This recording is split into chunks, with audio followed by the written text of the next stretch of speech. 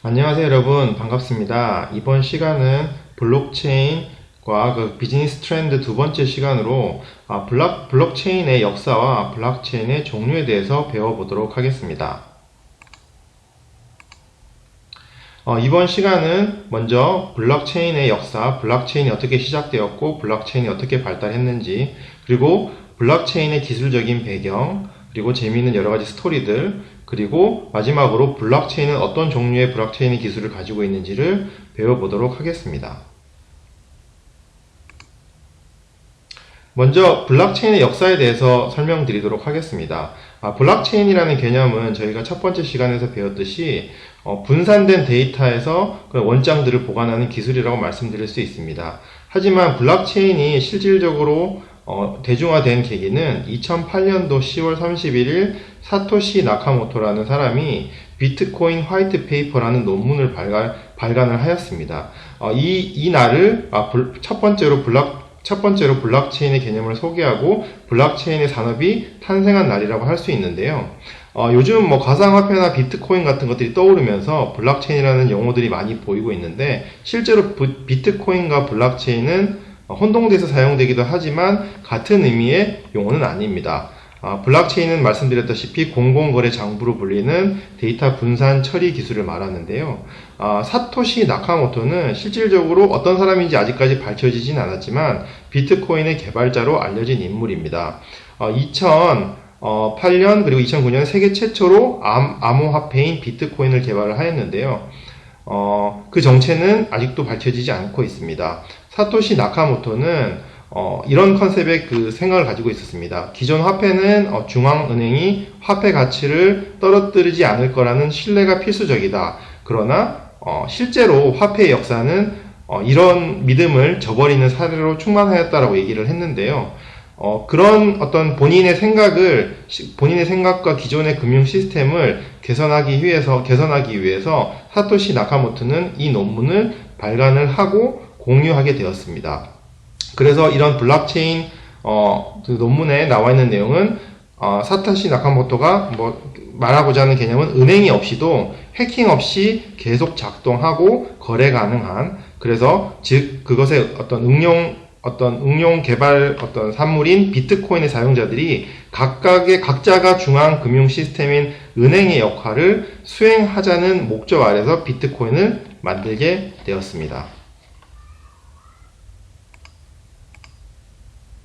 지금 보고 계시는 그 화면이 비트코인 사토시 나카모토가 발간한 논문의 가장 시작 부분이 되도록 하겠습니다.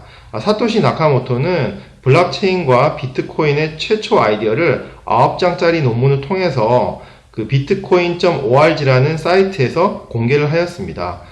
이는 자신이 제안을 구현한 최초의 블록체인 관리 프로그램인 비트코인 코어에 대해서 상세하게 설명하고 있는데요. 그래서 누구든지 이 사이트에 접근을 해서 논문을 다운받아 볼 수 있고, 그리고 본인의 새로운 이런 비트코인이라는 개념을 전문가들에게 공유를 하였습니다. 그래서 이 논문에 있는 내용은 제3자의 신용 보증인 없이 완벽하게 P2P, 개인 대 개인의 전자화폐 시스템을 개발을 했다는 것을 실제로 여러 사람들이 공유를 하고 실제로 구현하기 위한 내용들을 담았습니다. 이 논문은 비트코인과 블록체인의 기본 구조에 대해서 설명을 하고 있는데요. 암호화폐인 비트코인을 생성하고 비트코인의 거래를 블록체인의 기술을 이용해서 블록체인의 형태로 기록하고 그리고 공개하도록 설계되어 있습니다. 블록체인 기술을 통해서 모든 거래가 기록되고 분산 저장되는데요. 이것을 검증하기 위해서 실제로는 그 네트워크에 참여한 사람들이 자신의 컴퓨터에 있는 자원들을 제공을 해야 되는데요. 컴퓨팅 자원을 제공하는 대가로 주어지는 것이 바로 비트코인입니다. 이렇듯이 사토시는 블록체인 기술을 적용한 최초의 암호화폐인 비트코인을 개발하였고, 그리고 실제 그 소스 코드를 배포하였습니다. 그래서 이러한 어떤 논문과 실제로 구현한 내용들을 통해서 P2P 네트워크를 이용해서 디지털 화폐가 가지고 있는 가장 큰 문제인 이중 지불 문제를 처음으로 해결하기 위해 시도하였고 어느 정도의 그 문제점의 해결책을 제시를 하였습니다.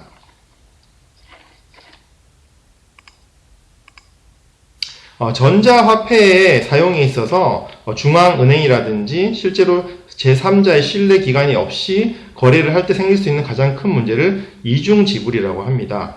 이중지불은 말 그대로 단일 화폐 단위가 두 번 이중으로 결제되어서 발생할 수 있는 문제입니다.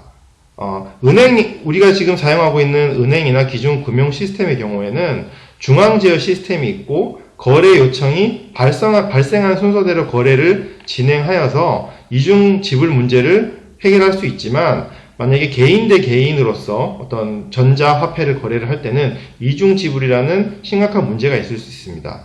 예를 들어서 A라는 사람이 B라는 사람에게 어떤 1,000원이라는 금액을 전송을 하고자 하고 B가 C에게 또 1,000원이라는 금액을 전송을 하고자 하는데요. A의 잔고가 1,000원밖에 없다면 동시에 지불을 요청을 했을 때 A가 B에서 1,000원을 요청함 동시에 C에도 1,000원의 송금을 요청하면은 중간에 어떤 제어 시스템이 없는 경우에는 동시에 돈이 지불할 수 있는 문제가 발생을 할 수 있습니다. 그래서 비트코인 네트워크, 비트코인 어떤 그 네트워크 안에서는 비트코인 네트워크에 참여하고 있는 모든 참여자들이 서로 간의 작업을 증명하는 방식의 어떤 합의 알고리즘을 이용해서 이런 지불 문제를 해결하고자 하였습니다.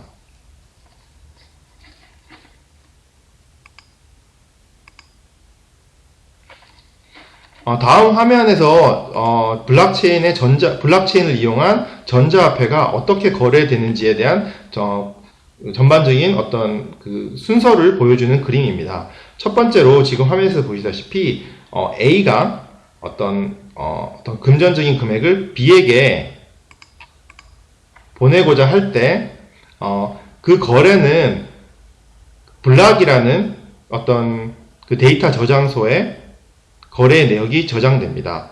이런 블락들은 실제적으로 여러 그 네트워크에 참여하고 있는 모든 사람들의 PC에 데이터에 저장되어 있는데요. 그런 연속된 체인 안에서 모든 거래 트랜잭션의 시간과 데이터가 기록되게 됩니다. 그리고 이런 블락은 암호화되고 그리고 보호되는 디지털 로그 파일이라서 온라인 거래를 안전하게 보호할 수 있는 역할을 하는 것이 바로 블락이라고 할 수 있고요.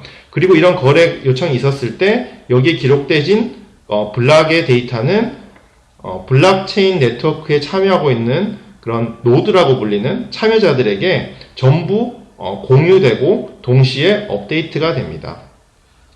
그리고 블락은 계속 거래가 이루어질 때마다 업데이트 되고요. 그리고 블락은 각자의 네트워크에 참여하는 모든 사람들에게 체인처럼 연결이 되어집니다. 그리고 어떤 거래가 이루어질 때 그 거래가 완결하고 무결한지는 참여하고 있는 모든 네트워크에 있는 노드들, 참가자들의 어떤 컴퓨터의 리소스를 이용해서 어떤 거래에 대한 어떤 그 완전성에 대해서 어떤 그런 검증을 받는 과정을 거치게 됩니다. 이런 검증을 통해서 거래의 내역들은 계속 업데이트되고 그런 블록들은 참가자들의 데이터베이스에 추가됩니다. 그리고 앞에서 말씀드렸다시피 어떤 네트워크에 참여하는 사람들이 자신의 PC에 있는 컴퓨팅 파워, 그러니까 어떤 거래 검증하는 과정에서 기여를 하게 됐을 때 그에 대한 보상으로 암호화폐, 그리고 뭐 예를 들면 비트코인 같은 그런 리워드, 보상을 받게 되는 구조입니다. 그리고 이러한 과정을 거쳐서 결과적으로 어떤 마지막 수신자인 B에게 그 돈이 전달이 되게 되는 구조입니다. 그래서 전자화폐 이런 어떤 P2P, 중앙은행을 거치지 않고 순수하게 개인 대 개인 간의 거래를 하는 것이 이루어지게 되는데요. 만약에, 이런 금융거래에 있어서 어떤 이중 지불에 대한 어떤 문제를 하기 위해서 제3자, 어떤 은행이라든지 그런 에이전트가 끼게 되면은 이런 어떤 블록체인 기술이 가진 주요 장점인 효율성이라든지 그 다음에 추가적인 비용을 줄일 수 있다든지 그리고 보안에 대한 취약을 해결할 수 있는 그런 장점들이 사라지게 되는 것입니다. 그리고 비트코인과 같이 블록체인이 공개적으로 이렇게 데이터가 분산이 되면 되면 각 참여자들은 블록체인의 모든 거래를 공유하고 확인할 수 있기 때문에 검증되는 부분들이 있는 장점들이 있습니다.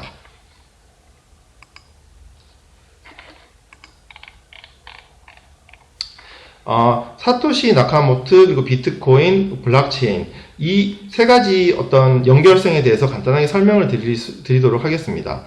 사토시가 실제로 어떤 그 블록체인이라는 개념을 직접 만들진 않았지만 디지털 화폐를 중심으로 해서 본인이 꿈꿨던 그런 어떤 새로운 금융거래 시스템을 분산 원장과 거래 확인이라는 어떤 블록체인의 개념을 실제로 또 비트코인을 통해서 구현을 하였습니다. 그리고 아까 말씀드렸던 비트코인 논문을 통해서 누구에게나 다운로드해서 암호화된 방법으로 어떤 비트코인을 채굴할 수 있는 소프트웨어를 만들어서 블록체인이라는 기술을 이용해서 암호화폐를 구현하고 이를 대중화하게 한 큰 역할을 한 사람입니다.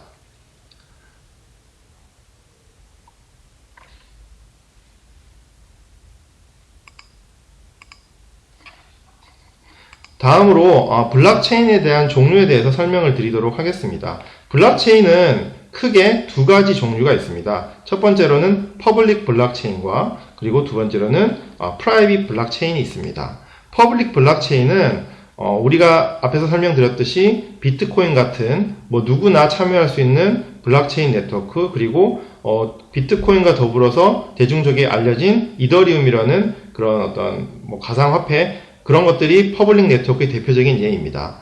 퍼블릭 블록체인은 권위 있는 조직의 승인 없이 누구든지 인터넷에 연결된 PC라든지 노트북, 그 다음에 스마트폰 이런 장비들을 통해서 네트워크에 참여가 가능합니다. 그리고 보통 공공 블록체인, 개방형 블록체인이라 불리기도 하는데요. 이 블록체인에 참여해서 자신의 컴퓨팅 파워를 어떤 그 블록체인 네트워크의 어떤 검증에 자신의 자원을 제공하게 되었을 때 그에 대한 인센티브, 리워드로 받는 코인이 어떤 그런 가상화폐, 비트코인이나 이더리움 같은 것들이 될 수 있습니다. 그리고 퍼블릭 블록체인에 참여하는 개별 컴퓨터들을 노드라고 부르는데요. 이 노드는 블록체인에 저장된 데이터를 복사하고 저장해서 계속 어떤 데이터를 축적을 해서 연산을 통해서 새로운 블록체인을 계속 블록을 생성하고 참여할 수 있는 특징을 가지고 있습니다. 다음으로 프라이빗 블록체인은 어떤 특정 기관, 예를 들면 학교나 회사 그리고 어떤 개인끼리 이루어진 조직 내에서 어떤 허가받은 사람만 블록체인 네트워크에 참여할 수 있는 블록체인 기술을 프라이빗 블록체인이라고 불립니다. 운영과 참여의 주체가 분명하고 그리고 인센티브 제도인 코인이라든지 리워드를 주지 않아도 운영이 가능한 블록체인 네트워크입니다. 그래서 이런 하나의 기관이나 기업 아래에서 사용되는 블록체인은 여러 가지 데이터 관리, 검증, 거래 내역을 접근하기 위해서는 그 프라이빗 블록체인을 운영하는 중앙기관의 허가를 받아야 합니다. 프라이빗 블록체인의 예시로는 월마트라는 그런 어떤 미국에서 큰 어떤 유통업체에서는 실제로 생산과 유통 과정에서 프라이빗 블록체인 기술을 이용해서 실시간으로 위생 상태를 점검한다든지 원산지를 추적할 수 있는 그런 기술들을 이용하고 그런 어떤 비즈니스에 적용해서 이용하고 있고요. 그리고 국내에서는 삼성 SDS에서 자동차 중고 시장 어떤 거래에서 자동차의 거래 내역 그리고 고장 유무 그 다음에 소유 유무 이력 관리 등등을 위한 어떤 프라이빗 블록체인 기술을 적용해서 차량에 대한 어떤 이력 서비스를 개발을 하고 운영하고 있습니다. 네, 이번 시간은 블록체인의 역사와 기술적인 배경에 대해서 배워보았습니다. 사토시라는 사람이 어떤 블록체인 기술을 이용을 해서 어떻게 자신이 생각했던 금융 시스템을 실제로 구현을 하고 대중에게 알려졌는지에 대해 소개를 해드렸고요. 그리고 프라이빗, 퍼블릭 그 블록체인 네트워크에 대해서 간략하게 소개를 드렸습니다. 다음 시간에는 블록체인을 구현하기 위해서 실제로 어떤 컴퓨터 기술들이 개념들이 이용이 되었는지에 대해서 설명을 드리고, 그리고 블록체인 기술이 가지고 있는 특징에 대해서 소개를 드리는 시간을 가져보도록 하겠습니다. 들어주시느라 대단히 감사했습니다. 그리고 다음 시간에 또 공부하도록 하겠습니다. 감사합니다.